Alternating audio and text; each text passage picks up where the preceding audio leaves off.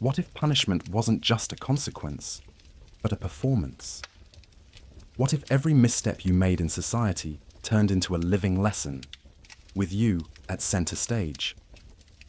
Tonight, we're stepping into one of the most mesmerizingly brutal justice systems in history, the legal world of the Aztec Empire, a civilization famed for its colossal pyramids, precise cosmic calendars, and yes, those unforgettable, blood-soaked rituals.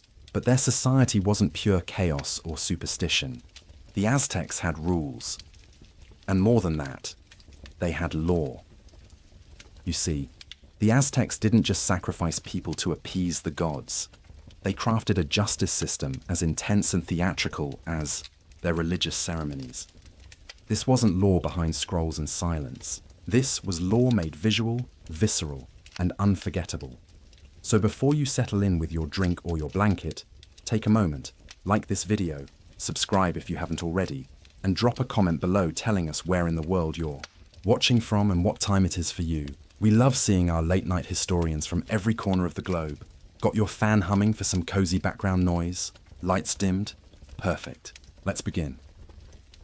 Now picture this. You're hungry, desperate, and you steal food. Not a big crime, right? But suddenly, you're being dragged, naked, through the city. Your back, covered in open wounds, and into those wounds, chili powder is ground in with deliberate cruelty. Or imagine cutting down the wrong tree, one considered sacred, and being locked inside a smoky, choking hut until you collapse from the fumes. These aren't scenes from a nightmare. These are real historical examples of Aztec justice.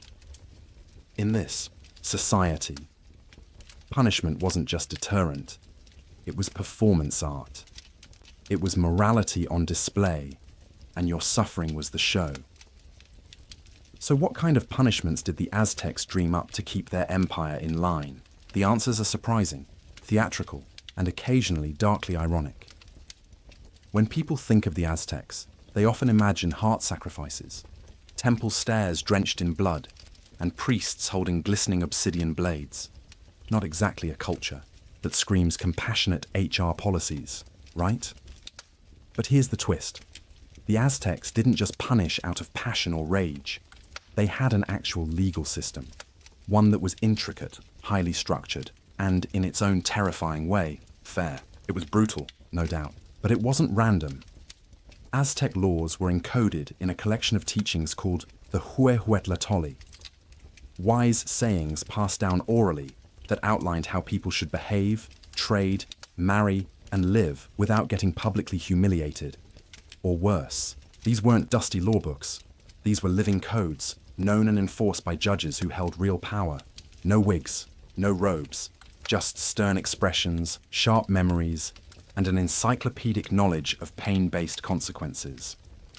Judges were often elder nobles or priests, people trained for years in legal tradition. They even had appeals courts, though let's be honest, if you were already known as that guy who stole corn twice, your chances of a second chance weren't great. Could you bribe them? Sure, if you were brave enough. But if caught, the penalty could be death.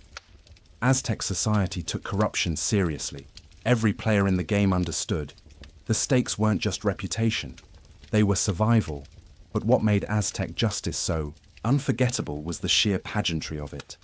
Justice wasn't whispered, it was shouted.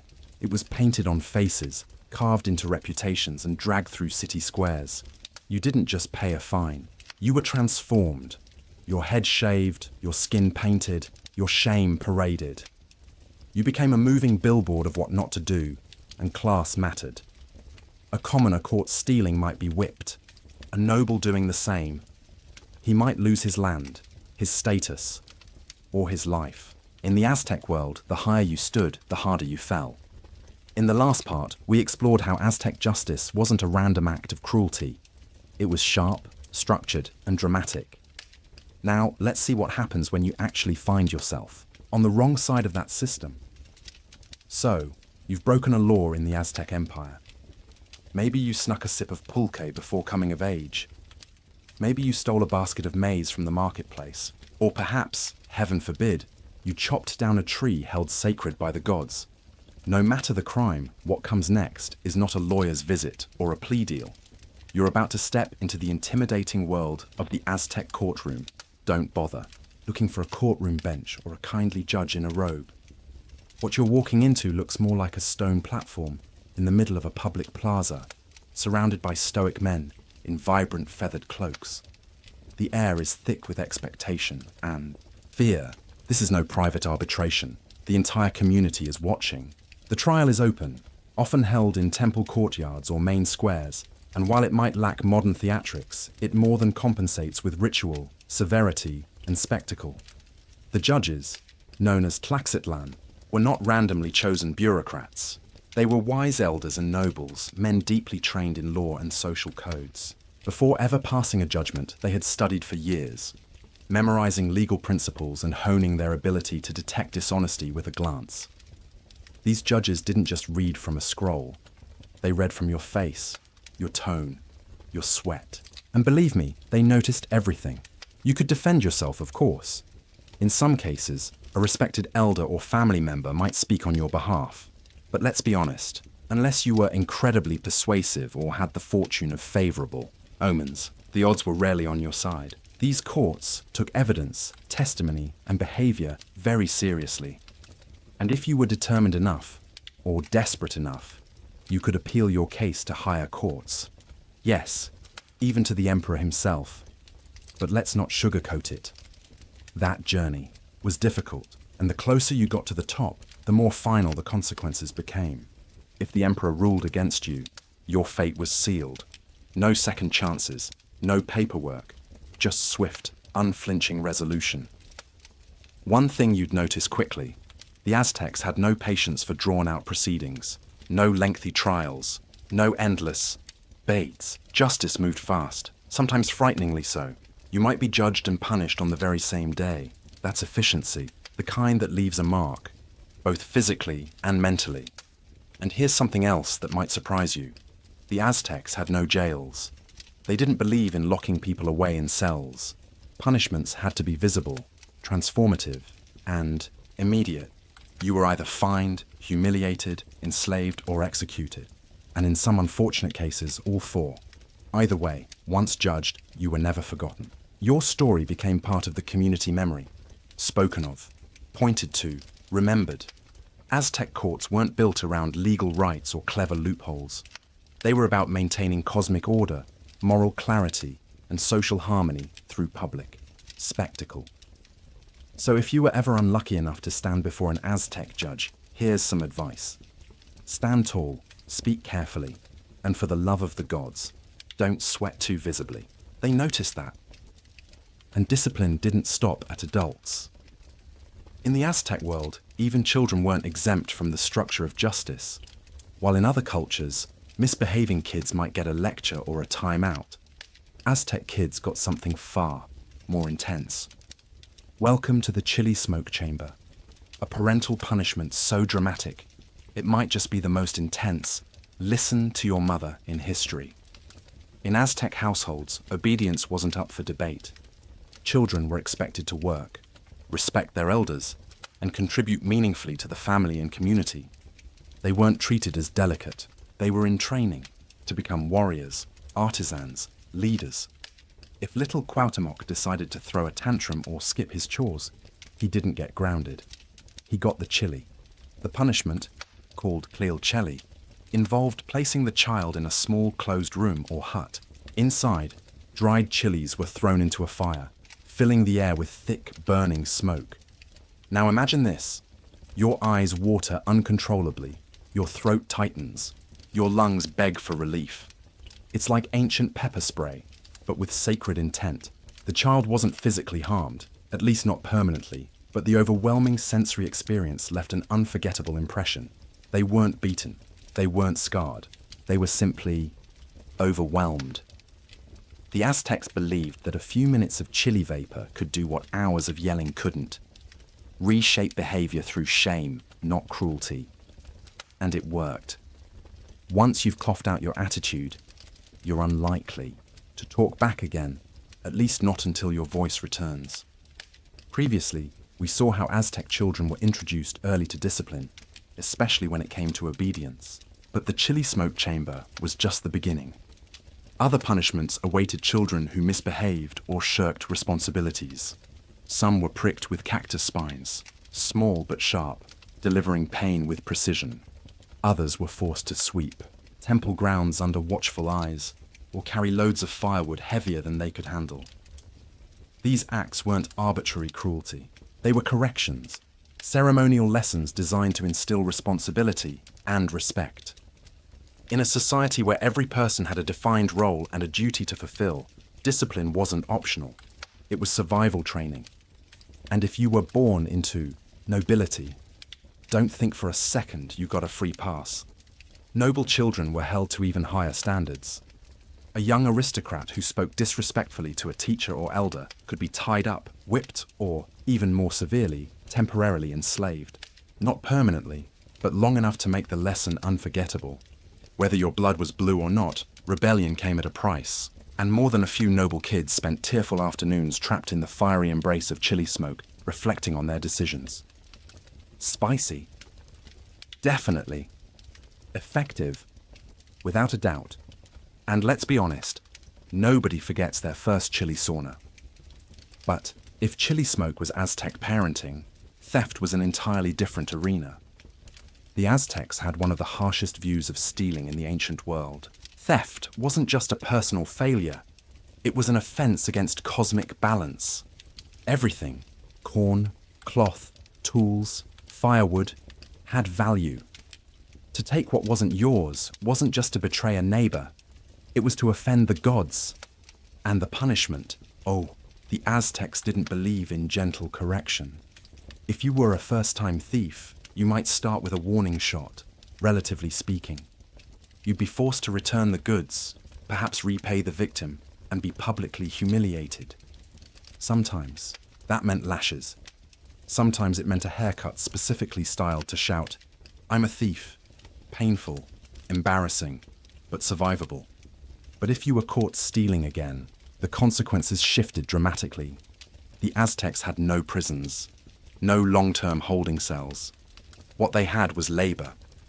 If you were convicted a second time, you might be turned over directly to the victim, your former target now your legal master. You'd work off your crime in silence, your dignity stripped, your reputation in tatters, and every moment under their watch would remind you how much easier honesty would have been. And then, there was the third strike. The third conviction for theft was, quite literally, skin deep. Ritual skinning. This wasn't a swift punishment. It wasn't hidden behind closed doors. It was slow, ceremonial, public. Why? Because in Aztec belief, your skin wasn't just flesh. It was identity. To remove it was to strip away your place in society. To be skinned was to be spiritually erased. Sometimes it was done in strips, sometimes whole, and it wasn't discarded. In some religious ceremonies, the flayed skin was worn by a priest, yes, worn, as a tribute to the earth goddess. A horrifying display of rebirth, transformation, and punishment rolled into one sacred and scarring ritual. Macabre? Absolutely. That was the point. This wasn't just justice for one person. It was a warning to all. A skinned thief hanging in the public square could stop 100 hands from reaching into a market basket. Before you considered sneaking a tamale or pocketing a jade bead, you'd remember that image and stop. The Aztecs believed in law, in order, in consequence, and in the enduring power of public example. Their message was terrifyingly clear. Steal once, you'll be warned. Steal twice, you'll be worked. Steal 3 times, you won't need your skin anymore. And theft wasn't the only unforgivable sin. Next up, adultery. In the Aztec world, marriage wasn't just a legal contract. It was sacred, woven into the fabric of cosmic balance, family pride, and social alliance. Cheating on your spouse wasn't just personal betrayal, it was sacrilege. If you broke that bond with a little side romance, you didn't end up in counseling, you ended up dead. Bludgeoned, to be precise. Adultery was a capital crime, publicly tried and severely punished. and both men and women could accuse a cheating partner. But once proven, the outcome was almost always the same: death. The weapon of choice, a blunt version of the macuahuitl, an obsidian-bladed wooden club often used in battle. For matters of dishonor, they skipped the blades. A stone club or heavy stick did the job, painfully, slowly, and unmistakably. In the last section, we saw how the Aztecs treated marriage like a sacred pact, where betrayal could mean a swift, brutal death. But it didn't stop at courtroom justice. Sometimes justice didn't come from a judge at all. In certain cases, the power to punish was handed directly to the wronged spouse. Talk about closure. If a husband discovered his wife's affair, he could carry out the sentence himself. No jury, no appeal, just vengeance. For women caught cheating, the punishments were equally grim: death by strangulation, stoning, or even being hurled from a cliff were all considered acceptable options, depending on where you lived and just how badly you had betrayed the bond. And if you were noble, the stakes were even higher. When the elite cheated, it wasn't just a family drama, it was a dynastic threat. A nobleman's affair could unravel political alliances or stir up rivalries between powerful houses. The consequences were severe and highly visible. If the affair became public knowledge, the guilty party wasn't just punished. They were paraded, shaved, painted, mocked by the crowds as they were marched through the streets before meeting their fate. Shame wasn't collateral damage, it was part of the design. But what if you were falsely accused? That was a different kind of danger. In Aztec society, lying about adultery, spreading false accusations, could get you executed too. They didn't take slander lightly. Reputation mattered. And if you tried to ruin someone standing with a lie, you'd better have evidence. Witnesses weren't decoration. They were critical. The law demanded proof. So unless you enjoyed the idea of facing obsidian justice yourself, rumor-mongering was a risky sport. At the heart of it all, Aztec marriage was seen not as a private matter, but as a holy institution. Breaking it wasn't just a personal offense, it insulted the gods, the community, and the very laws that held society together. So if you've ever wondered whether ancient civilizations cared about faithfulness, let's be clear. In the Aztec Empire, infidelity was a crime worth dying. For now, you've heard of being punished for theft, adultery, even drinking underage. But what about cutting down a tree? Yes, in the Aztec world, some trees weren't just plants. They were sacred, living symbols of the divine. Some represented gods, others the ancestors. Some were thought to uphold the balance between nature and spirit. So if you grabbed an axe and chopped one down for firewood, you weren't just gathering kindling. You were inviting cosmic disaster, especially if that tree was growing near a temple, a marketplace, or a shrine. These trees were protected by divine law. Harming one was considered a spiritual violation. You weren't just vandalizing nature, you were insulting the gods directly. First-time offense, you might be publicly beaten, often with cactus branches or thorn-covered switches. In other words, they made nature punish you with itself. Painful, symbolic, and deeply poetic. But that wasn't the worst of it. In some cases, you'd also be required to offer restitution through goods, labor, or the surrender of property. In extreme situations, your home could be confiscated or even burned to the ground. And to really drive the lesson home, you might be paraded through your community, while villagers hurled insults, or even pebbles, your way. The point wasn't just punishment, it was exposure. It was to let everyone know. This fool disrespected sacred land. Repeat offender, you could be enslaved, especially if the tree you damaged stood near a temple or shrine, because in the eyes of the Aztec gods, if you couldn't respect roots, you didn't deserve to have any. To us today, it might sound extreme, punished for trimming a tree or snapping a branch. But to the Aztecs, this wasn't landscaping, it was cosmology. Nature was alive, divine, and familial. Trees, rivers, mountains, They weren't just resources, they were ancestors. They were gods in living form. Harming them without permission was like slapping your grandmother at a sacred gathering and hoping no one saw. So yes, in the Aztec world, you had to know your trees. That shady one by the market, hands off. The one leaning into your neighbor's roof, ask first, because here, ignorance didn't protect you. It just left you with bruises, burns, and possibly nowhere to sleep. And just when you thought the Aztecs couldn't get any stricter, let's talk teenage drinking. In most modern cultures, when a teenager gets drunk, the worst they face is a hangover and a lecture, maybe an awkward car ride home. But in the Aztec Empire, one sip could be your last. Let's be clear, they weren't anti-alcohol, far from it. In fact, they had a sacred fermented drink called pulque, made from the sap of the maguey plant. It was thick, frothy, and carried deep ritual significance. Adults drank it during religious ceremonies, harvest festivals, even funerals. For elders, warriors, priests, it was considered medicinal, holy, a gateway to the gods. But if you were a teenager, forget it. One sip, and you could be executed.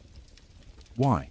Because pulque wasn't just a drink, it was a privilege, something earned through age, wisdom, or valor in battle. Youth, in contrast, was seen as a time of training, sobriety, discipline. A drunk teen didn't just embarrass the family. It meant the moral fiber of the next generation was unraveling.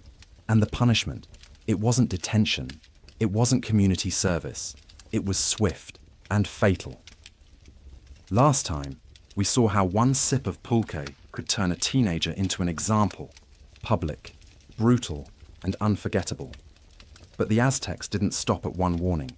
A first-time offender might be shaved completely bald. A mark of shame. No, hat could hide.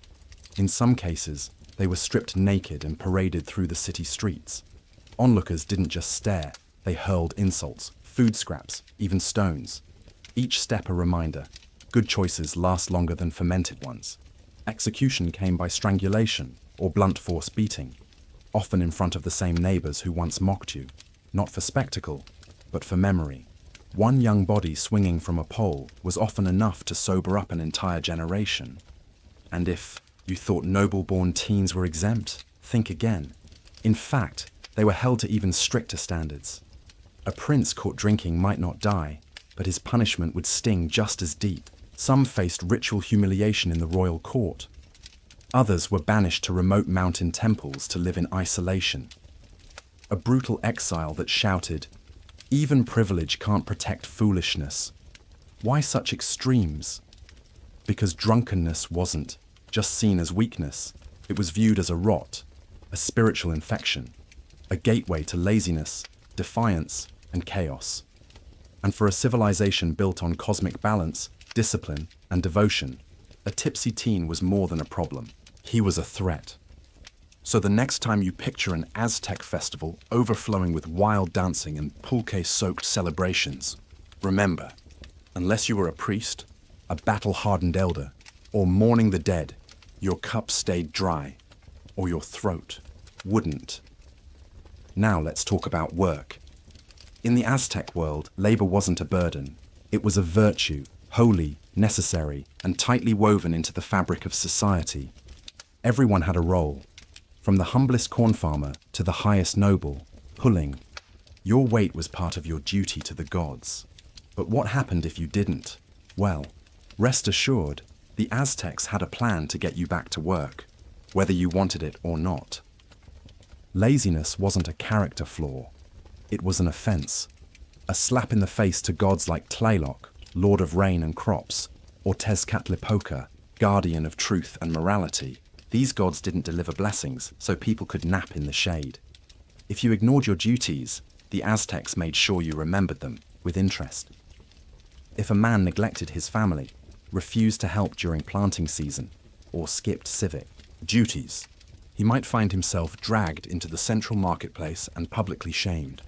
His hair would be shaved, his clothes replaced with filthy rags. In more theatrical cases, he'd be forced to wear rotten garments or haul firewood far beyond.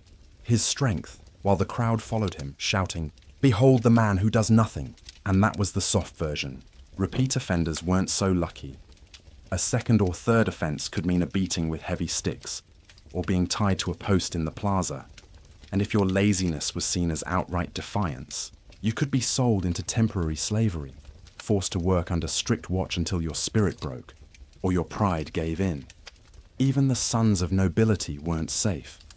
If a young aristocrat refused to attend warrior training or skipped his temple responsibilities, his own family might request that he be sent to a house of youth correction. Don't let the name fool you. It wasn't a summer camp. It was closer to a military boot camp, complete with spiritual lessons, hard labor, and, yes, cactus-based punishments. Women, too, were held accountable. Their roles were different, but the expectations were just as high. They were responsible for grinding maize, weaving, tending the home, and raising hard-working children. If a girl was seen lounging or avoiding her duties, she could be shamed, just like the boys, because the Aztecs believed something very simple. Idleness was dangerous. A lazy person didn't just risk their own success, they endangered their family's survival, the harmony of their neighborhood, and the blessings of the gods. So if you were thinking about skipping your chores in the Chinampa fields and relaxing under a tree, you'd better keep one eye open, because the punishment would come, and it wouldn't be quiet, and it wouldn't be optional. Now, let's turn to the heart of Aztec commerce, the great marketplace, Tianguis. In this bustling hub of trade, everything was negotiable, except honesty. Selling spoiled fruit, watered-down pulque, or fake obsidian wasn't just bad business. It was blasphemy. Cheating in the marketplace wasn't only theft from a customer, it was theft from the gods of agriculture, prosperity, and fair exchange. Every stall, whether selling tamales or trading jade, was bound to strict ethical rules. The market was a sacred space, and it was watched. Special officials known as pochtacatl or market inspectors roamed the aisles, listening for whispers of deceit and scanning for sleight-of-hand tricks. They looked for rotten produce hidden under fresh ones. They tested powders to make sure no one was sneaking pebbles into the chili. If you got caught cheating, the punishment was immediate and public. A first offense might see your stall overturned, your goods tossed, and your hands bound for everyone to see. Shoppers would walk by spitting insults like, "There goes the liar with wormy avocados." And if you tried to sell something falsely labeled, like dyed feathers passed off as rare Quetzal plumes, you could face harsher consequences. A beating, a heavy fine, or exile from the market entirely. In the Aztec Empire, business wasn't just business, it was sacred. In the Aztec world, being banished from the market wasn't just a slap on the wrist, it was economic extinction. Markets were lifelines, where families earned their bread, where farmers met priests, and where tribute to the empire flowed like blood through its veins. So when you were thrown out, you weren't just embarrassed, you were erased. Repeat offenders didn't get second chances. Instead, they might be branded, literally marked, so everyone knew never to trust. Your mangoes again, you became a walking warning sign. And if your deception went deeper, say selling poisonous herbs as medicine, and someone got seriously hurt, the stakes rose sharply.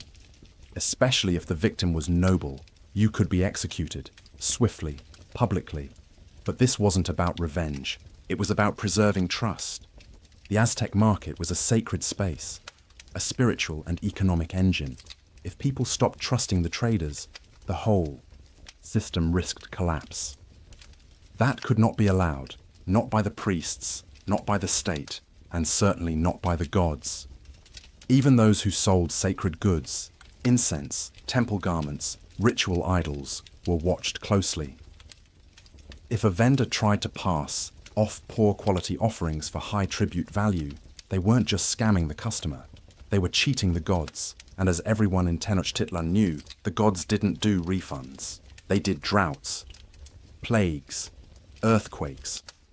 So if you thought you could charm your way through the market with a painted corn cob and a silver tongue, Think again. In this city, buyer beware came with the threat of exile, or worse. Now let's say you found yourself standing trial, surrounded by elders in feathered cloaks, under the piercing stare of a priest judge. There was one golden rule above all. Do not lie, not a little, not creatively, not just this once. In the Aztec Empire, lying in court wasn't just frowned upon, it was dangerous, lethally so. Truth was sacred. It held society together. It maintained harmony. It upheld divine order. Telling the truth was an act of spiritual discipline. Lying was not just immoral, it was offensive to the gods, especially Tezcatlipoca, the god of judgment, truth, and the night. He didn't take kindly to stories with too much spin. Court trials depended almost entirely on spoken testimony. There were no scribes documenting everything, no DNA tests, no surveillance scrolls. Just words. Your words. And those words had weight. A single sentence could free a man or bury him. So if you lied, the punishment was swift. Execution, often by strangulation, stoning, or bludgeoning.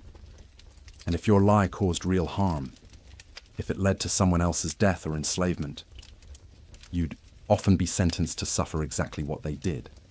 Poetic justice, with real blood. Even lesser lies weren't ignored. You could be painted black, the color of deceit. Shaved, bald, paraded through the marketplace with a sign that read something like, "Talks a lot, tells little truth."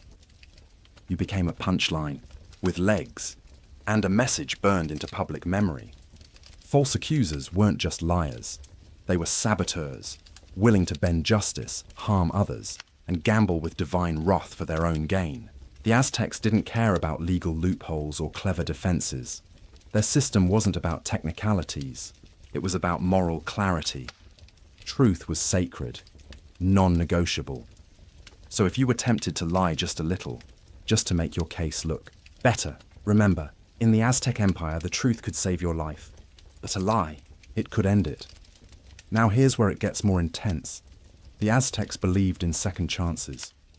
Sometimes, for minor offenses, you might be fined, flogged, publicly shamed. A painful, memorable warning. Commit the same crime again, and you'd face something worse, perhaps public servitude or confiscation of your goods. But a third offense, that was the point of no return. Repeat crimes weren't just annoying, they were dangerous. They were seen as signs that you refused to live in balance. And in the Aztec worldview, balance was everything. Crops grew because harmony prevailed. The sun rose because people respected their roles. A repeat offender wasn't just a rebel. They were a threat to the cosmic engine itself. Imagine this. Your first theft earns you a beating. The second, enslavement. The third, you're skinned, alive, in public. And the law doesn't flinch. In fact, your neighbors might even help, or perhaps you lied. Again. This time there is no leniency. You're not just punished, you're transformed. In the eyes of society, you've stopped being human. You're now an example, and being an example in Aztec law was terrifying. It meant people could publicly mock you, shame you, or even harm you without consequence. You no longer had legal protection. You weren't imprisoned. You weren't exiled. You were unpersoned. In some cases, chronic offenders were permanently banished, not just from the market, but from the village, or even their own family. Imagine being spiritually erased, not by divine abandonment, but by your own actions. 2. The Aztecs, wrongdoers weren't evil, they were fixable. But if you refused to be fixed, if you broke the social pact over and over, then you weren't a citizen. You weren't a soul in need of help. You were a threat. And in a society where justice was swift, sacred, and public, threats were dealt with, completely. In modern justice systems, punishment tends to happen behind closed doors, courtrooms, jails, sealed hearings. But in the Aztec Empire, justice took center stage. It wasn't whispered, it was declared, displayed, and dramatized. Aztec punishment was public not just by choice, but by design. Punishment wasn't solely about correcting the one who broke the law. It was a warning, a spectacle meant to imprint itself in the minds of everyone watching. The Aztecs believed shame and fear were tools of justice, every bit as effective as clubs, cactus whips, or ceremonial stones. When someone was punished in public, their pain eventually faded. But the image, that humiliation witnessed by neighbors, relatives, and strangers, stuck. And that memory, far more than the bruises, helped keep others from making the same mistake. That's why nearly all punishments, from public lashings to executions, took place in the plaza, the marketplace, or outside sacred temples. These were the heartbeats of Aztec society, where people came to buy maize, offer tribute, whisper gossip, or seek blessings. And what better stage for a lesson? Picture this. You're dragged into the public square, accused of theft or lying. Crowd forms, your family, your rivals, maybe even your childhood teacher. Your clothes are ripped, your hair is shaven off. Black soot is smeared across your face to mark your shame. Then the punishment begins. A beating, a binding, or, if you're a young offender, a session in the infamous chili smoke hut. If you were a child who talked back to elders, you might be made to walk barefoot across town, carrying heavy bundles of firewood. Lazy workers could be forced to march through streets with signs around their necks proclaiming their failure. Adulterers weren't just judged, they were stoned or strangled in full view of their community. These weren't acts of cruelty. They were rituals of memory, justice that educated as much as it punished. The Aztecs understood the psychology of shame. Pain fades, but embarrassment, that echoes. And it was that echo that kept people from stepping out of line. There were no prisons, no life sentences behind cold iron bars. The point was never to make someone disappear quietly. It was to either transform them publicly or destroy them publicly. Even executions had a message.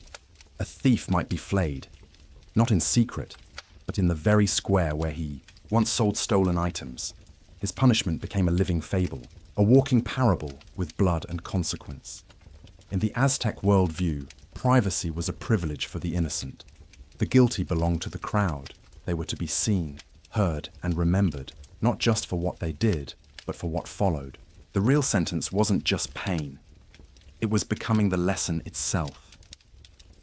Because in Tenochtitlan, justice wasn't just a matter of law. It was theater.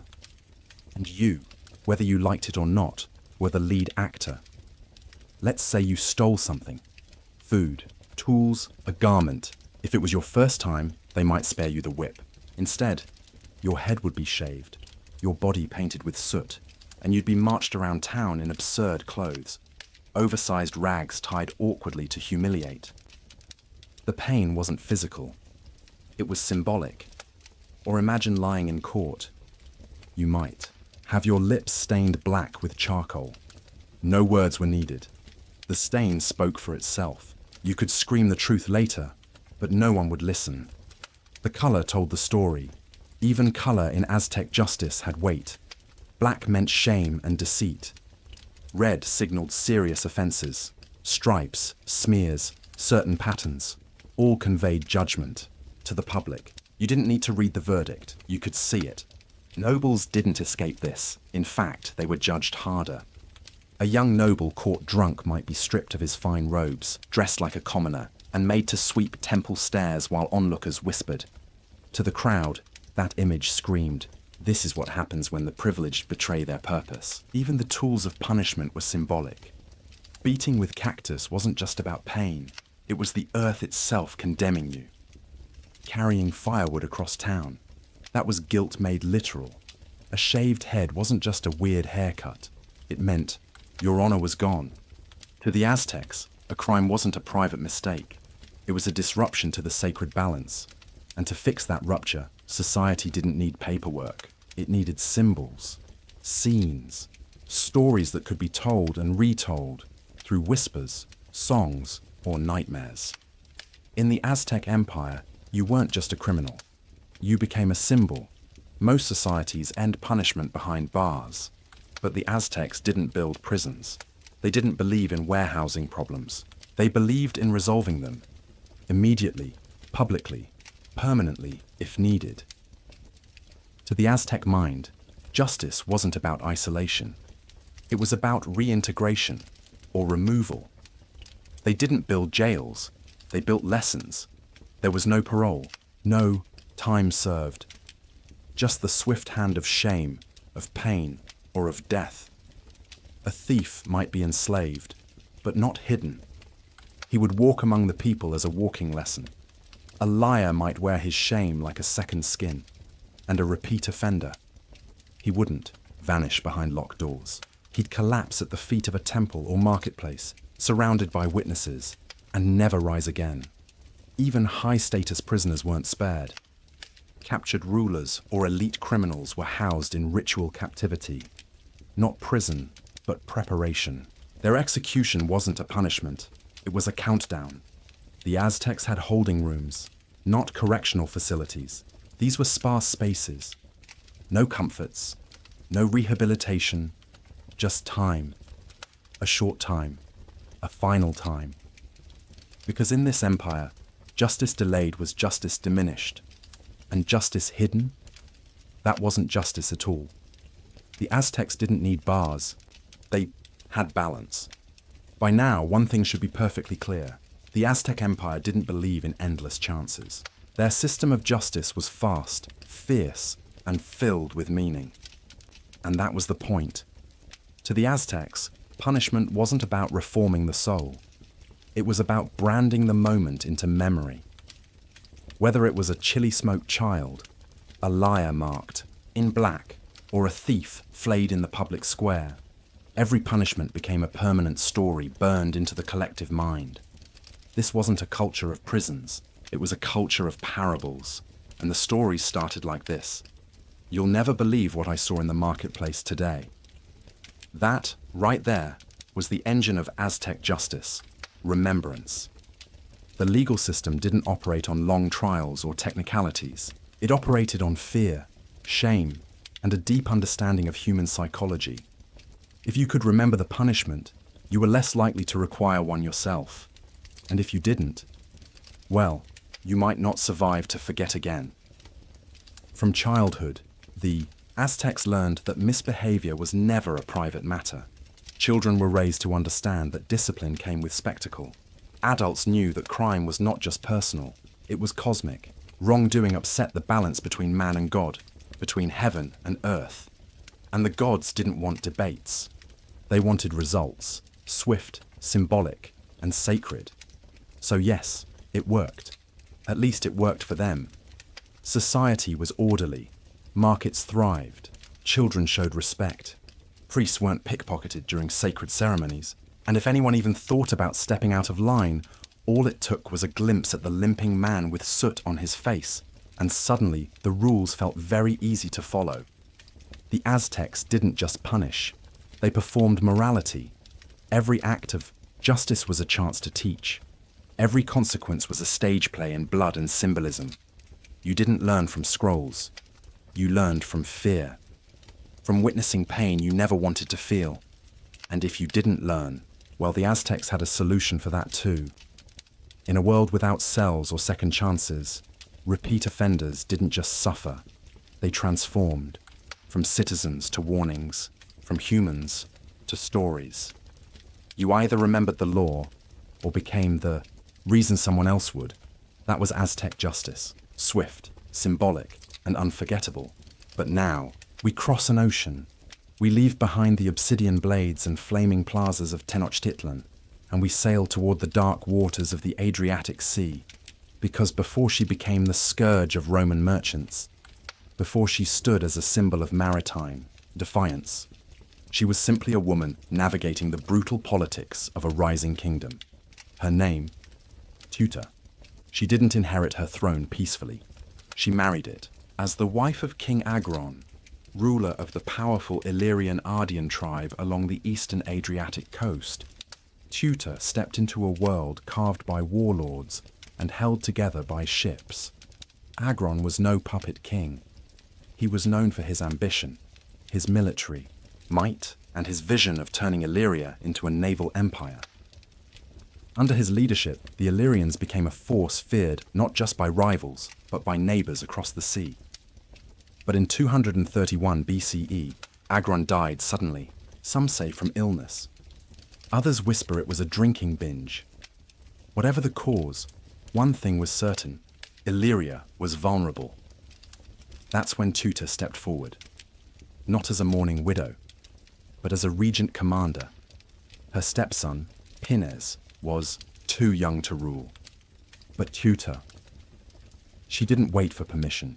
She seized command of the court, the army, and most importantly, the navy. Her rule came at a time when piracy wasn't just tolerated, it was celebrated. Illyrian pirates were more than criminals. They were local heroes. They controlled trade, demanded tribute, and disrupted shipping lanes across the Ionian Sea. Under Tutor's rule, piracy flourished. She legitimized it, licensed it, defended it. To her, piracy was warfare. To her people, it was a way of life. And to the crumbling city-states of Greece and the growing trade empire of Rome, it was. Becoming a problem, Tutor wasn't blind. She saw a power vacuum forming. Athens had faded. Carthage was distracted. Rome had not yet claimed the seas. So she filled the void with sails. But boldness has a cost. And Rome was watching. Illyrian pirates began striking Roman merchant vessels. They demanded tribute from Greek cities under Roman protection. They even raided western ports. To Tutor, it was business. To Rome, it was an insult. And Rome never ignored an insult. In 230 BCE, the Roman Senate had enough. They dispatched ambassadors to warn Tutor, formally, diplomatically, but not without threat. The lead envoy, Lucius Coruncanius, carried a simple message: stop the piracy, or face Roman justice. When they arrived in Scodra, Tutor's capital, they found a queen not hiding behind veils, but seated in full command, flanked by guards, calm, ready. She listened, then responded coldly. In her words, "Our kings have always allowed our people to make a living, however they please." Translation: piracy was not a bug. It was a feature. Rome wasn't amused. Then came the fatal misstep. One Roman envoy, perhaps arrogant, perhaps just foolish, accused Tutor of behaving like a woman, implying weakness and incompetence. Tutor didn't shout. She didn't debate. Not long after, that envoy was assassinated. A clear message sailed back to Rome. Illyria would not be cowed. And with that, Queen Tutor crossed a line no republic would ignore. Rome didn't send more envoys, it sent legions. By challenging Rome, Queen Tutor had done more than provoke a powerful rival. She had awakened the fury of a rising empire. And from this point forward, there would be no more envoys, no more warnings, and no more negotiations. She likely knew Rome would respond, but perhaps even she underestimated just how fast, how vast, and how devastating that response would be. In 229 BCE, less than a year after the assassination of the Roman envoy, Rome launched its very first full-scale military expedition across the Adriatic Sea. It was fast, it was organized, and it was chilling in its precision. 2 consuls were dispatched with a fleet of over 200 ships, a naval force the likes of which Illyria had never seen. This wasn't a raid. This wasn't a border skirmish. This was a declaration of Roman dominance by water and by war. Queen Tutor, still ruling as regent and supreme commander of the navy, did what she could. Her fleet mobilized. Pirates loyal to her struck back in retaliation. But there was no denying the shift. Illyria, with all its fierce warriors and skilled seafarers, was still a loose confederation of tribes. Rome was a war machine. The Roman strategy was ruthless and clear. They started with Greek city-states that had suffered under Illyrian piracy. Corcyra, modern-day Corfu, was liberated and quickly turned into a Roman naval base. Apollonia and Epidamnos submitted shortly after, pledging loyalty to Rome. The message was unmistakable. The Adriatic no longer belonged to pirates. It belonged to Rome. And yet Teuta didn't run. She sent her fleet to protect the coastlines. Illyrian raiders struck where they could.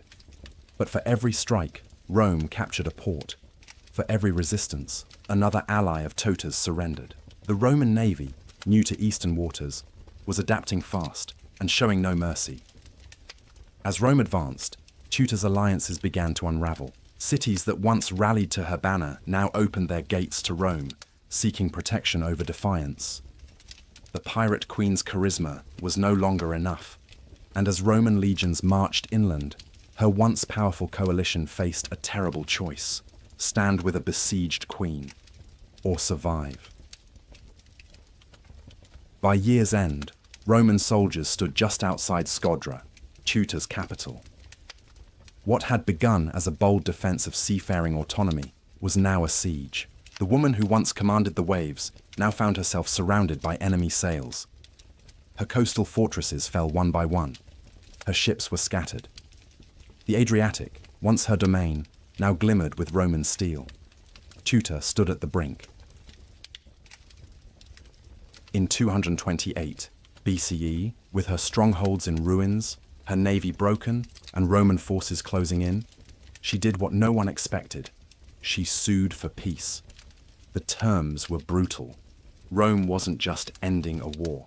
It was sending a message. Teuta was stripped of most of her coastal holdings. She was forced to surrender key fortresses, and most painfully of all, give up her beloved navy. What remained of her rule was reduced to a small inland territory. Even there, she was forbidden from sailing more than 2 unarmed ships. 2 ships, unarmed. For a woman who once ruled fleets, it was humiliation etched in salt. The title of Pirate Queen had been revoked, not by rivals, but by history, and yet, she wasn't executed. She wasn't dragged through Roman streets in chains. She kept her title. She lived. Perhaps Rome feared making a martyr, or perhaps, deep down, they respected her.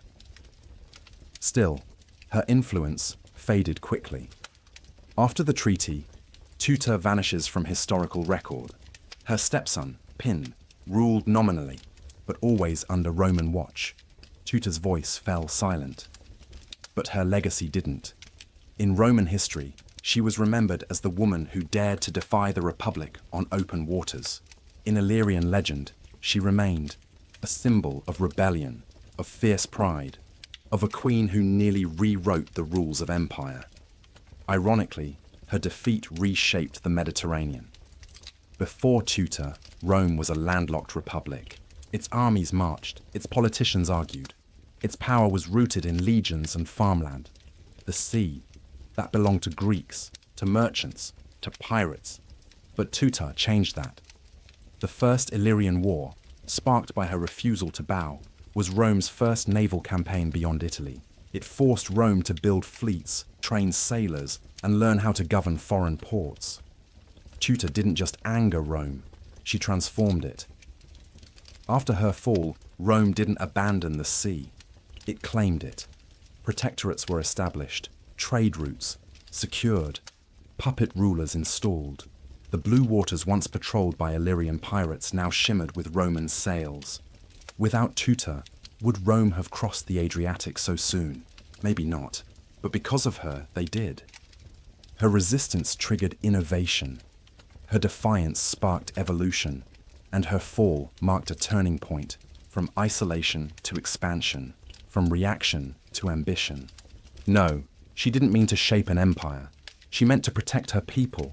She meant to defend a way of life, to legitimize seafaring in a world that saw women as background players. She wasn't a revolutionary. She was a survivor. But history, that cruel and clever chronicler, doesn't care what you meant. It remembers what you caused. And Teuta? She caused Rome to become something more. So when we remember her, let's not think only of pirates and power. Let's remember a queen who stood at the center of storms, political, military, historical, and refused to bend until the very last tide. She was bold. She was fierce. And though her kingdom fell, her legacy launched the fleet of an empire. The ancient world wasn't kind to women in power. When history met a female ruler, especially in the annals of Roman or Greek chronicles, the result was rarely fair. Cleopatra, seductress; Boudica, savage; Tutor, dangerous, irrational. At least, that's how Roman historians framed her. Take Polybius, for instance. He once described Queen Tutor as possessing the natural weakness of the sex. That line alone speaks volumes, not about her, but about what she was up against. Roman chroniclers simply couldn't accept the truth that a woman had defied their republic, provoked war, and held her own for over a year. So they dismissed her not as a strategist, but as an emotional woman. Not a leader, but a liability. But if we scrape away the propaganda and peer through the fog of ancient bias, a different figure emerges. Tutor didn't rise by scandal or seduction. She rose by survival. She inherited a fragile kingdom after her husband's death, not a peaceful empire, a volatile cluster of coastal tribes, steeped in piracy, political tension, and foreign threats. And she wielded these raw materials like weapons, out of necessity, out of brilliance, out of sheer will. Was she ruthless? Probably. But so were her peers. Her execution of the Roman envoy wasn't hysteria. It was a calculated, high-stakes move, in a brutal geopolitical game. She defended Illyrian sovereignty the only way she could, by fire, steel, and defiance. And it's worth remembering, she wasn't overthrown. She wasn't assassinated in a coup. Her own people didn't turn on her. She lost to Rome, to a power with endless legions, vast fleets, and imperial ambition. And even after her surrender, some of her people kept resisting. Her reign may have been brief, but it carved her name into a world that had little space for powerful women. She stared down the mightiest republic of her time and made them take her seriously, even if their writers tried to reduce her to footnotes. She was a queen in wartime, a ruler in chaos, a woman who made the ancient world uncomfortable. And though she bowed in the end, her name refused to drown. Centuries after her last ship was grounded, after her voice was silenced, the coasts of Illyria still whispered her name.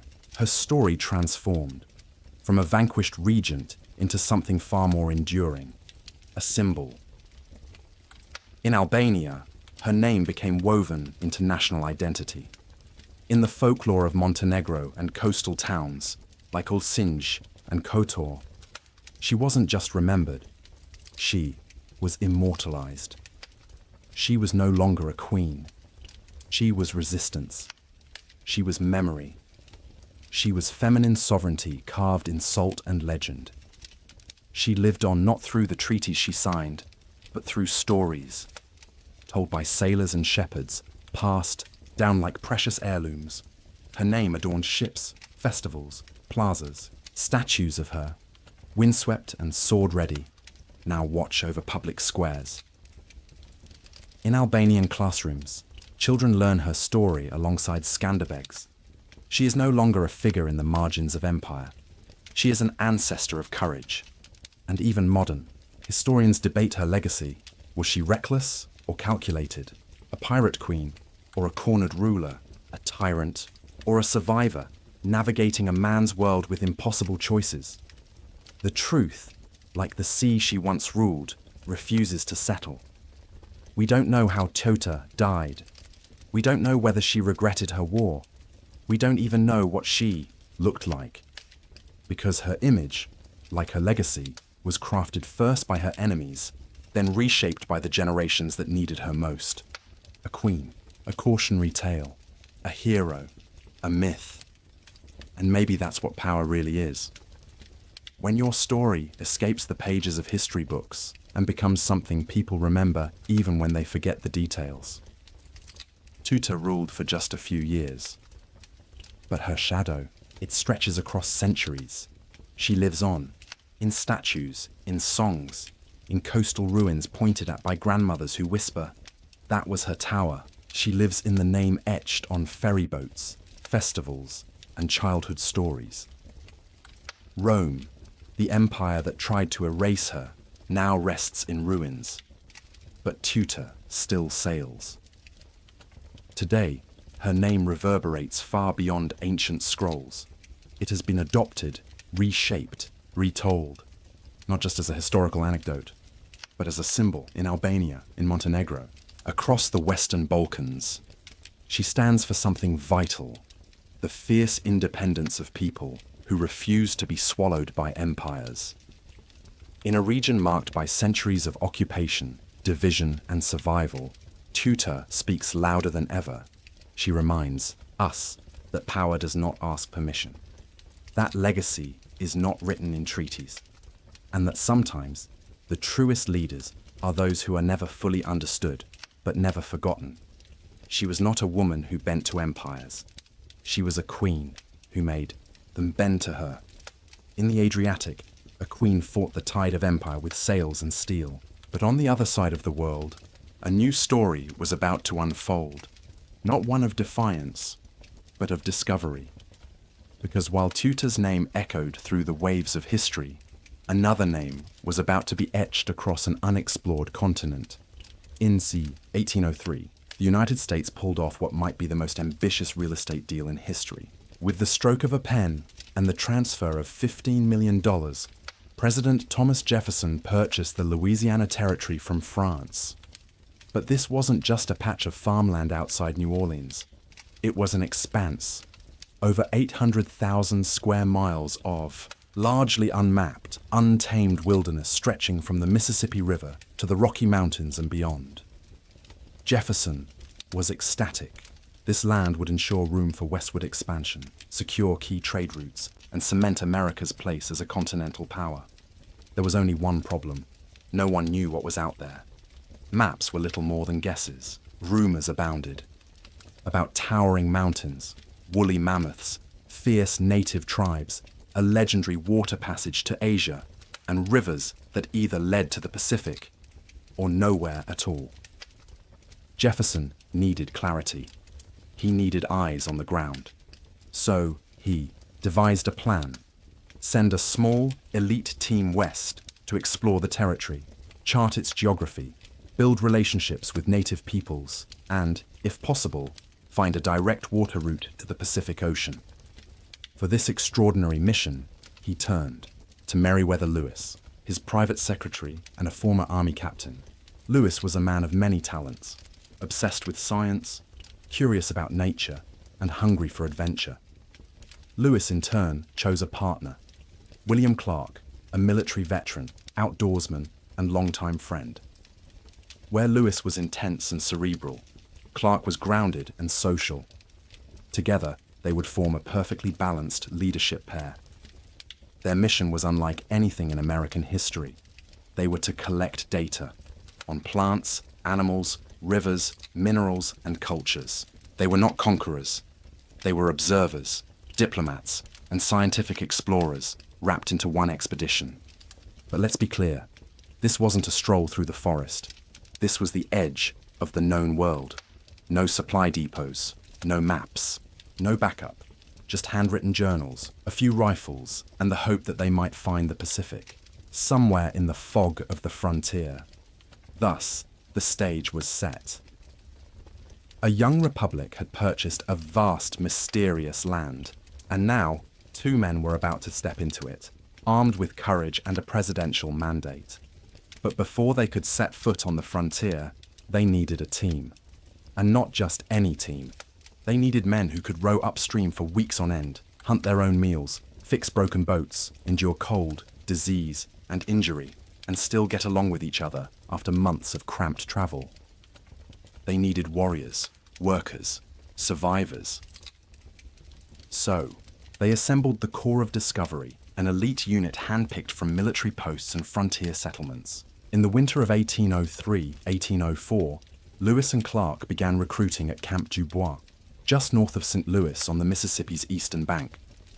This would be their launch pad. The men they chose were young, mostly in their 20s. Many were unmarried. All were eager for adventure. Among them was George Drouillard, a skilled hunter and tracker who would become indispensable. And Sergeant John Ordway, a strict enforcer of discipline and order. Every recruit took an oath, not just to the mission, but to each other. This wasn't a casual expedition. This was a federal operation, carrying the hopes of a rising nation. Each man had a role. Some were blacksmiths, others carpenters, riflemen, cooks, even musicians. Morale mattered just as much as muscle. And then there were the supplies. The centerpiece, a custom-built keelboat, equipped with a sail, oars, and a cabin. Essentially, a floating command center. In it, they loaded tools, trade goods to offer native tribes, beads, knives, mirrors, and peace medals bearing Jefferson's likeness. They packed medical kits, scientific instruments, gunpowder, muskets, and over 200 pounds of ink and paper, because every observation, every encounter, every map would need to be recorded. This wasn't just a journey of survival, it was a journey of understanding. They were about to head into a land that no American had ever charted, and they wouldn't just bring back stories, they would bring back a map of the future. Throughout the bitter winter of 1803-1804, the Corps of Discovery trained relentlessly. Day after day, the men drilled under snow-grey skies, practicing how to row upstream, sail under pressure, portage across treacherous terrain, and fire their weapons with precision. They didn't just learn skills, they learned each other. They learned how to take orders, how to survive together, how to trust their captains, even when morale was low and muscles ached. Discipline was firm. Desertion could earn you a public flogging. But in that cold and demanding crucible, something powerful was forged: unity. By May of 1804, they were ready. Over 40 men stood at the edge of the Missouri River, staring west into the unknown. The blank space on Jefferson's map had just gained its explorers. On May 14th, they launched from Camp du Bois and began their legendary ascent up the Missouri, the longest river in North America. The current fought them every inch of the way. This was no romantic river cruise. The first weeks were a physical trial. Against the powerful current, every mile was earned with aching arms and blistered hands. The men hauled ropes from the banks, pushed poles into the muddy bottom, or hoisted sails when the winds allowed. They battled sandbars, driftwood snags, relentless mosquitoes, and brutal summer heat. And yet, every night, after the sweat and the sting, they documented. Lewis and Clark turned their tents into laboratories. They recorded animal behavior, plant varieties, wind direction, and water depth. They charted their path with sextants and compasses. They weren't just moving forward, they were mapping a new American vision. As they pressed on, the Corps entered the territory of indigenous nations, lands long inhabited by tribes like the Otto and Missouri. Near present-day Nebraska, the expedition held its first major diplomatic meeting. It was formal and delicate. Clark distributed gifts, medals, beads, peace tokens, while Lewis explained that this land now belonged to a distant government in Washington. D.C., the native leaders were cautious, skeptical. The idea of foreign ownership over their homeland was strange, but diplomacy held, for now. As they moved deeper into the wilderness, nature became both breathtaking and dangerous. Grizzly bears, animals none of the men had ever encountered, proved terrifyingly bold and aggressive. Gnats and mosquitoes became daily torment. Herds of bison thundered across the plains like storms on four legs. Prairie dogs, with their odd yips and tunnels, fascinated Lewis so much he tried to capture one and send it back to Jefferson. By October 1804, after 5 grueling months on the water, the Corps reached the Mandan and Hidatsa villages in what is now North Dakota. Winter was closing in. The Missouri River was icing over. The expedition needed shelter, so they built Fort Mandan, a sturdy log outpost nestled near the native villages. Snow fell. The temperature plummeted. But inside the fort, the Corps found something more than warmth. They found allies. The Mandan and Hidatsa people were traders and farmers. seasoned survivors of the plains. Their hospitality kept the Corps alive through the harsh months. Their knowledge about the land, the weather, and the tribes to the west was invaluable, and among those westward tribes was one that Lewis and Clark had to reach, the Shoshone. Why? Because beyond the Great Plains rose the Rocky Mountains, and if the Corps had any hope of crossing them, they'd need horses. And the Shoshone had horses. This is where a quiet but extraordinary figure entered the story. Sacagawea. During the winter, the expedition hired a French-Canadian trapper named Toussaint Charbonneau as an interpreter.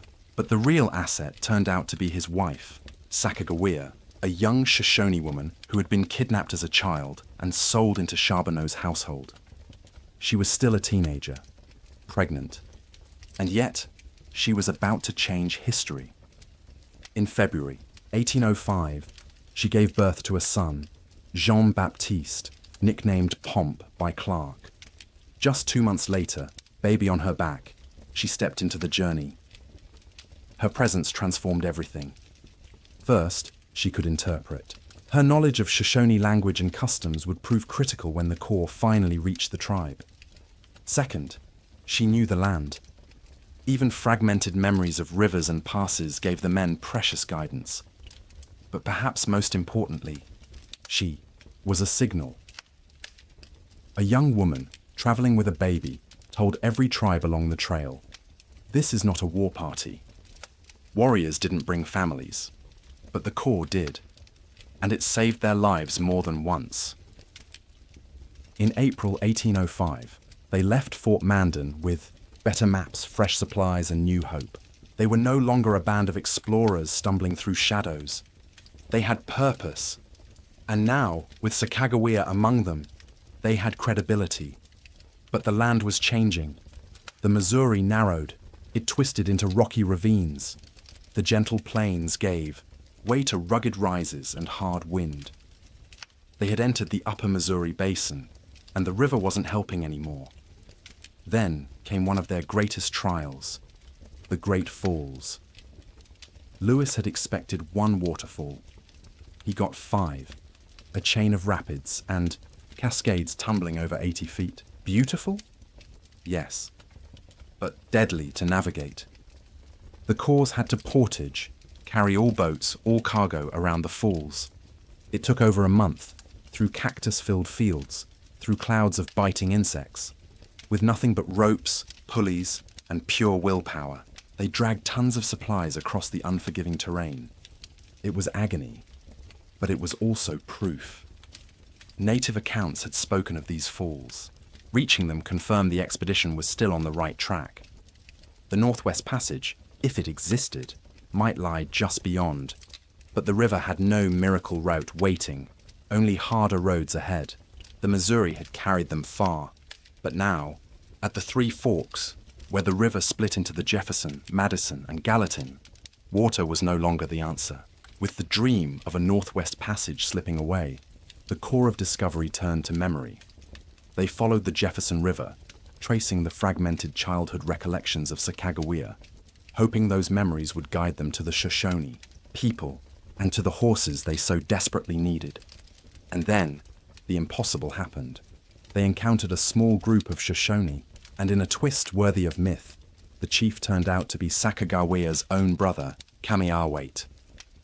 The emotional reunion could not have come at a better moment. After months of hardship, starvation, and doubt, the Corps now had what they needed most: trust. With Sacagawea as their bridge and Kamiawait's blessing, they secured horses, guides, and new hope. The great water route they had dreamed of no longer existed, but the dream of crossing the Rockies on horseback was now real. But what lay ahead was no simple crossing. The Bitterroot Mountains, a snow-laced stretch of hell between modern day. Montana and Idaho made the previous mountain passes look forgiving. This wasn't exploration anymore, it was survival. Guided by the Shoshone, and later the Nez Perce, the Corps plunged into the Bitterroots in September 1805, just as early snows began to fall. The trails were steep, treacherous, and blanketed in ice. Horses collapsed.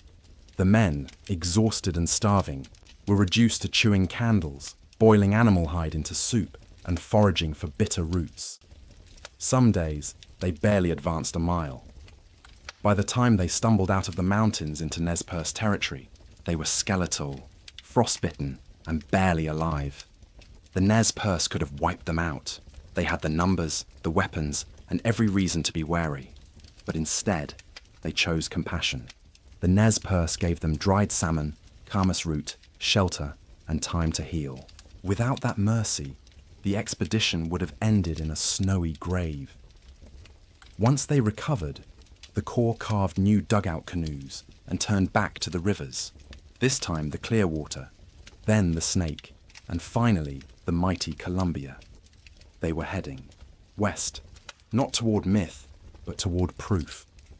By now, one truth had become clear. There was no Northwest Passage, no great river that sliced across the continent. The mountains split the land like a spine, and crossing them required muscle, strategy, and allies. Still, the Corps pressed on. The rivers were rough, the days short, and the winter closing in again. But morale was rising. They had endured the worst. And the smell of salt air was no longer legend, it was real and close. In October 1805, the Corps emerged from the rugged inland and began descending the Columbia River.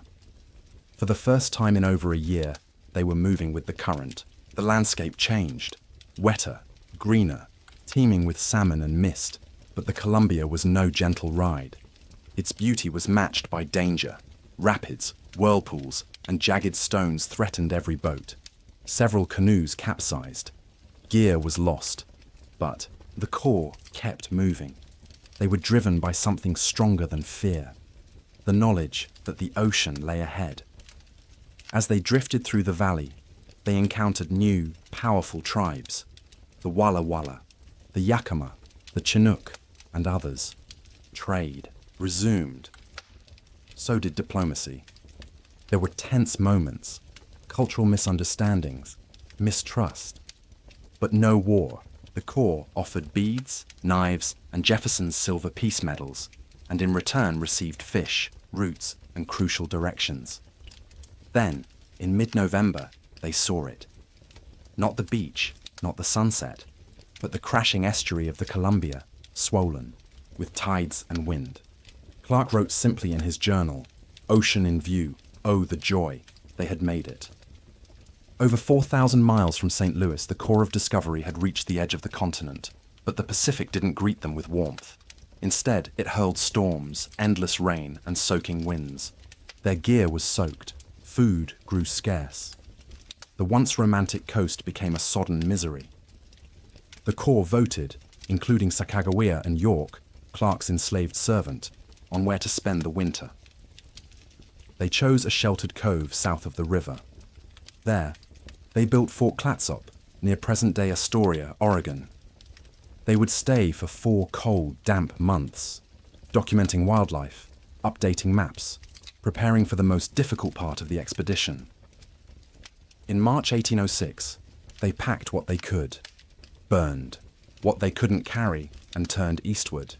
They had made it to the Pacific, but there were no parades waiting, only mud, hunger, and the same mountains they'd barely survived once already.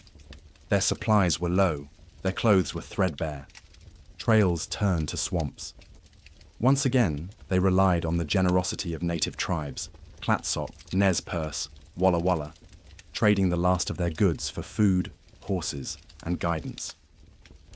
Crossing the bitter roots again was just as painful. Snow still clung to the high passes. Game was still scarce, but this time they had something new. Experience. What had once been blind guesswork was now guided by learned instinct. They moved smarter, sharper, but not without danger. After crossing the divide, Lewis and Clark split the Corps to cover more ground. Lewis led a group north toward the Marias River to better define the northern boundary of the Louisiana Purchase. There, they faced the expedition's only violent conflict. They encountered a group of Blackfeet warriors, and during tense interactions, 2 Blackfeet attempted to steal guns and horses during the night. A skirmish broke out. When the smoke cleared, 2 young Blackfeet were dead. It was a tragic and sobering moment, one final reminder that the frontier was not just untamed wilderness.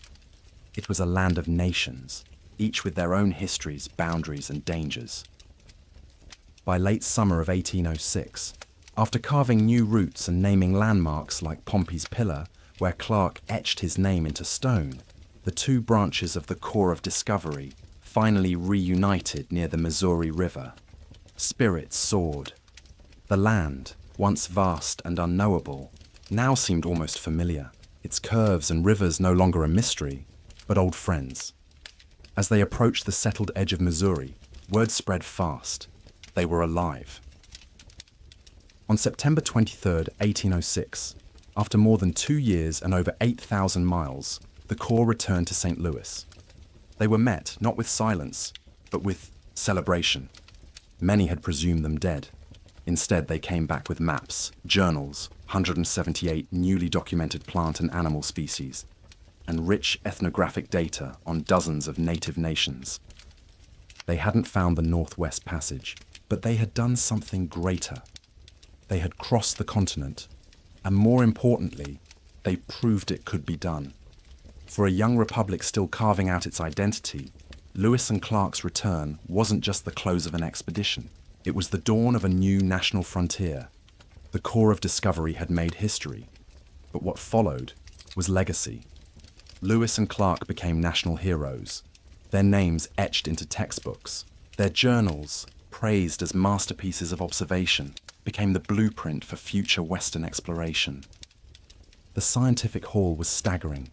Seeds, bones, pelts, fossils, even live animals like prairie dogs and magpies were sent to Washington.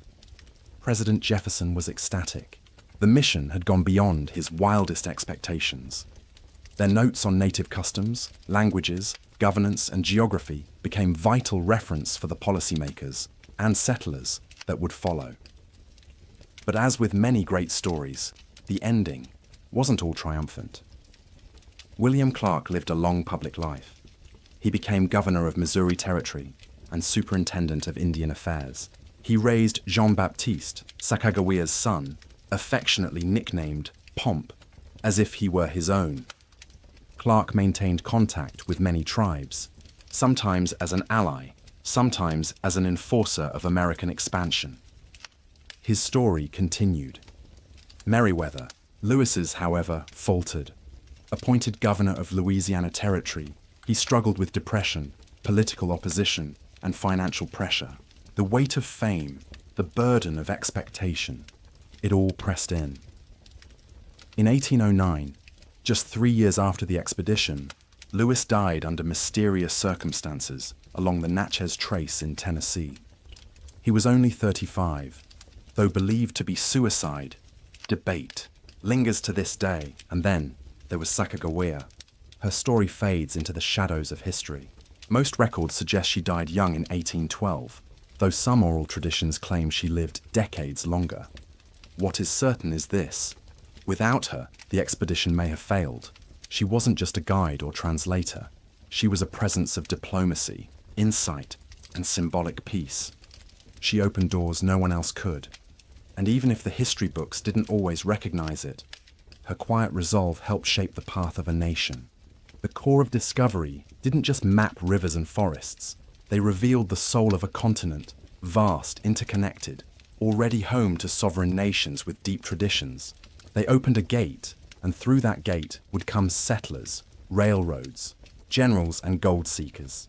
They had not just charted the unknown, they had set the stage for a transformation. They stood at the edge of a vast new future, and once opened, that future would not close. But now, let us leave the wind-beaten trails and thunder of hooves behind, because beneath the noise of tourists and the hum of 21st century Istanbul, there exists another kind of story, one carved not by boots, but by drops of water. Welcome to the Basilica Cistern, a subterranean palace of silence. Built in the 6th century under the reign of Emperor Justinian the Firm, The Basilica Cistern lies hidden beneath cobbled streets and modern cafes. You could walk over it every day and never know it's there. But beneath your feet, it breathes. Measuring more than 9,800 square meters and once capable of holding up to 80,000 cubic meters of water, the cistern wasn't just a reservoir. It was an insurance policy for empire, crafted in the aftermath of plague, riots, and fire. Justinian's vision was clear. In times of siege or drought, Constantinople must not fall for lack of water. And so, a hidden world was born. But what takes your breath away isn't just the scale, it's the style. Imagine walking beneath arched stone ceilings, supported by 336 marble columns, each nearly 9 meters tall, rising like silent sentinels from shallow water. Some of these columns were taken, repurposed, from ancient pagan temples, a fusion of empires, a mosaic of stolen gods. And yet, down here, they seem to belong. The columns don't quite match. Some are sleek and simple, others intricately fluted or crowned with Corinthian elegance. Their mismatched nature hints at the urgency of their creation, the improvisation born not of chaos, but of determination. Each piece was borrowed, repurposed, given new meaning in service to a city that refused to fall.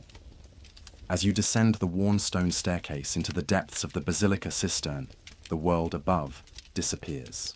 The air shifts, cool, damp, and still. A silence takes over. Not empty, but waiting. Moisture clings to your skin. The temperature drops. The ground becomes water. Below your feet, the surface ripples quietly under wooden walkways stretching, like floating bridges into the darkness. Columns rise around you, bathed in soft amber light, their reflections trembling in the black mirror of the reservoir. This was never built to be seen. And yet, it rivals any cathedral in beauty. This is a structure not meant to praise the heavens, but to preserve life itself. An upside-down cathedral, a sacred space for something as humble and vital as water. While kingdoms rose and fell above, while emperors ruled and were buried, while religions clashed and city walls crumbled, the Basilica Cistern remained, unseen, unheard, unshaken. It waited beneath the feet of the world, patient as stone. In ancient Constantinople, water was not merely necessity, it was power, it was strategy, it was survival. The Basilica Cistern wasn't the city's only underground reservoir, but it was among the most vital. It was designed to serve Justinian's great palace, the beating heart of Byzantine rule, fed by aqueducts stretching over 19 kilometers from distant springs in the Belgrade forest, including the famed Valens Aqueduct. The cistern was a hidden artery in the city's bloodstream. At its peak, Constantinople hosted hundreds of thousands of residents. They needed water for drinking, for the famed public baths, for cooking, for gardens, and most critically, for endurance during siege. The genius of the Basilica Cistern wasn't just in its size, it was in its secrecy. While invaders could cut off aqueducts or poison wells, they couldn't touch what they didn't know existed. Hidden beneath a modest building, once a church, it quietly collected and stored water for times of desperation. Even if the walls of the city cracked, the cistern stood ready. Its construction was immense. Thousands of laborers, slaves, and artisans worked under imperial decree. Columns were hauled in from abandoned temples and forgotten ruins across the empire, each one unique, each one telling a different story. Some still bear symbols of old religions, their original purpose lost, but their stones still strong. Though purely functional, the design is breathtaking. Shafts of golden light filter through grates above, illuminating, still pools. The ceiling arches with quiet grace, held aloft by this mismatched army of marble. Water drips from above. It lands with soft echoes, like a clock with no hands, marking time in eternity. To visitors today, it feels otherworldly. It's been called a temple for ghosts, a sunken palace, a cathedral of echoes. But perhaps the most accurate description is simply this: a miracle in the dark. And yet, after the fall of Byzantium, this miracle was forgotten. As the Ottoman Empire rose and transformed the city, the Basilica cistern quietly faded. Churches became mosques. Streets were renamed. Empires shifted. But deep below, the cistern endured.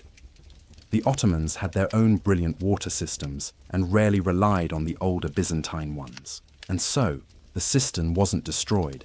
It was simply ignored.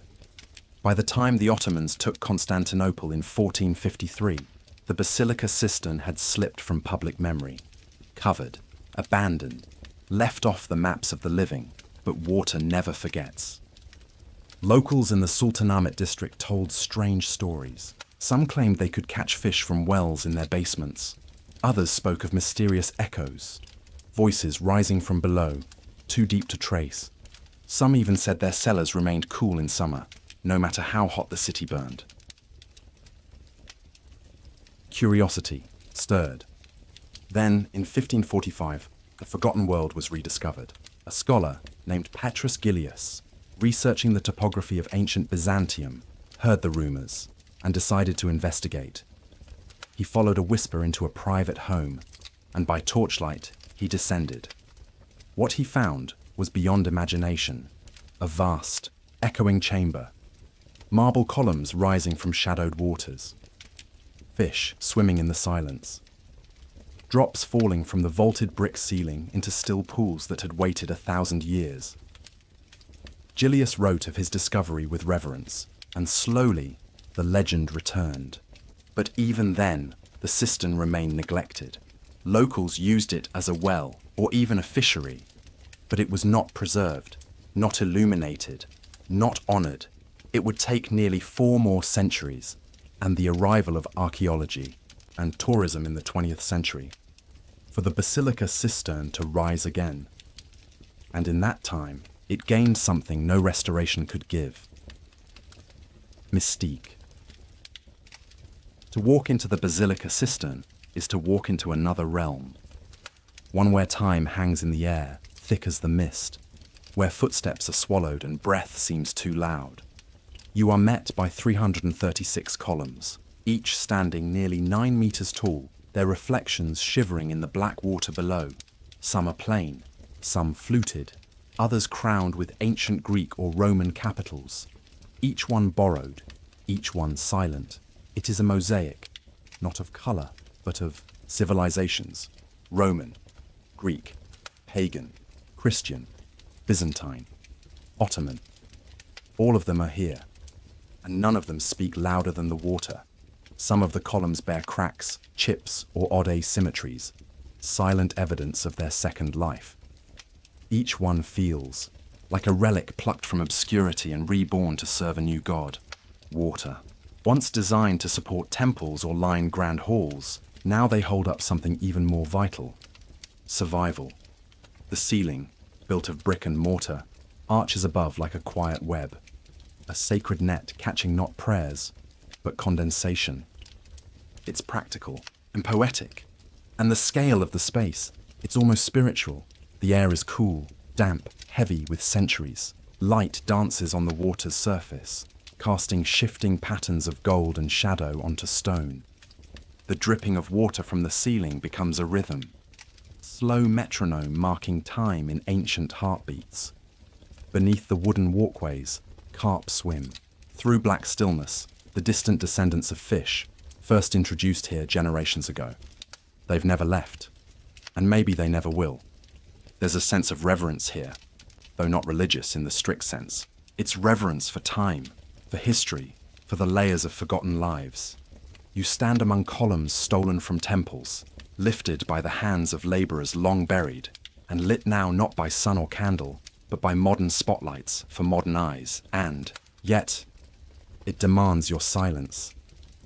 Not because a sign tells you to be quiet, but because the cistern itself seems to ask it. This isn't a ruin, it's a living memory of Roman ambition, Byzantine ingenuity, Ottoman disregard, and modern rediscovery. These Columns don't just hold the ceiling, they hold everything between then and now. They ask nothing of you, only that you listen. Tucked away in the far northwest corner, past rows of shadows and watery reflections, lie two of the basilica cistern's most mysterious features. The Medusa, heads, massive, weather-worn and unlabeled. They sit at the base of two columns like forgotten relics, or perhaps guardians. One lies on her side, her expression oddly serene. The other is flipped completely upside down, her serpent hair cascading into the darkness below. No signs explain them, no plaques offer certainty. They simply exist. Where did they come from? Most scholars believe they were taken from a late Roman temple, possibly one dedicated to Athena, and recycled during Justinian's ambitious expansion. But why these two mythic creatures? And why in this corner so carefully out of sight? In Greek mythology, Medusa was the Gorgon whose gaze could turn men to stone. Her image was used across the empire as a protective symbol, carved onto shields, thresholds, even floors to ward off evil. Could this have been the intention here? A mystical talisman, placed at the hidden heart of the city to guard its lifeblood? Or was it more political? A symbolic rejection of the pagan past. Medusa turned on her head, her power literally and figuratively overthrown. The truth, we may never know, and that's precisely what gives them power. Lit dimly from below, surrounded by silence and falling droplets, they feel aware, not angry, not hostile, just present. They are the unexplained in an otherwise rational space. You come for the grandeur, but it's these stone faces, these inverted myths, that haunt your thoughts long after you've gone. The Basilica Cistern is more than an architectural marvel. It's a slowing down of senses. Step inside, and the outside world evaporates. The noise, the pace, the daylight, it all fades. Your eyes adjust to dim amber light. Your ears detect the soft echo of a droplet hitting water from 30 feet above. Suddenly, you're no longer in modern Istanbul. You're in a liminal space where sound, time, and light all behave differently. Footsteps don't echo.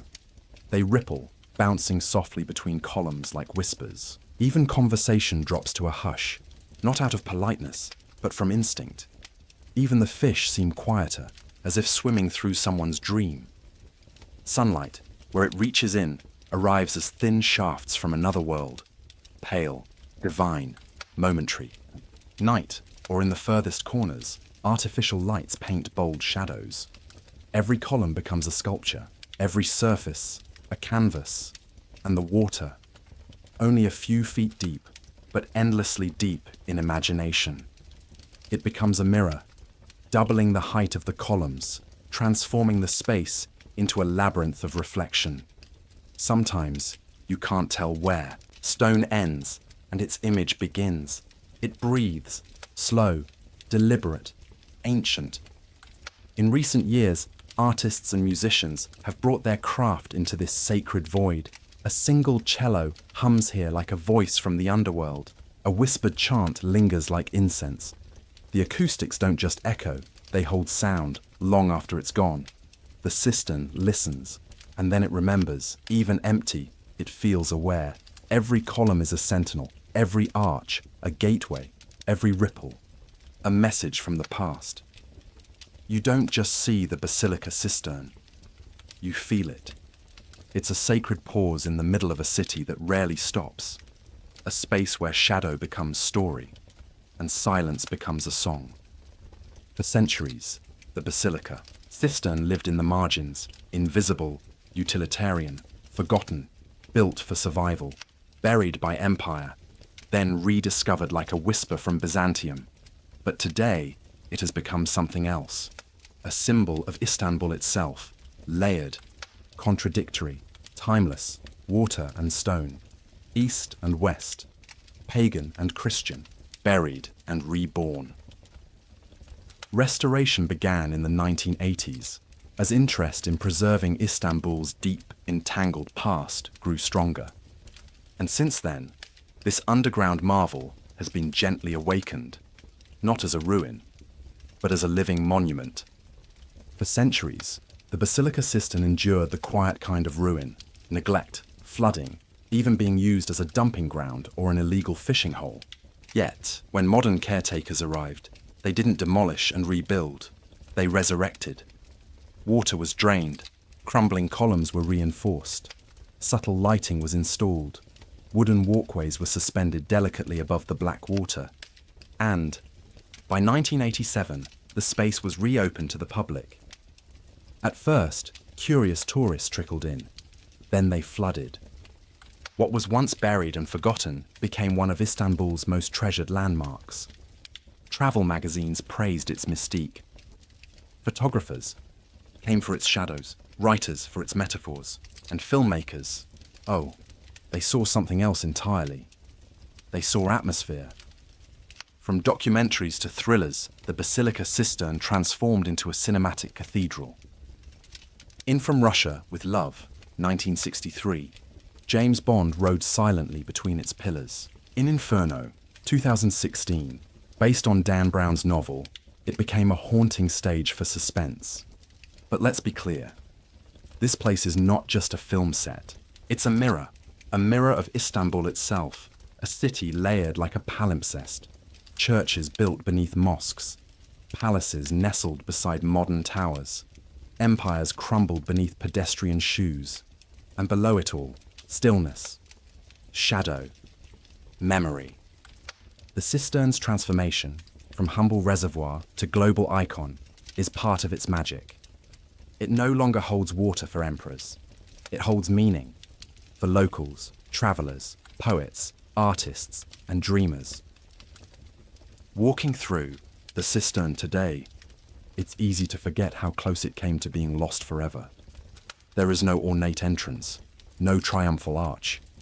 It wasn't built to impress. It was built to vanish, and yet it endured earthquakes, conquests, neglect, and time itself, not because it shouted, but because quiet hands kept it alive.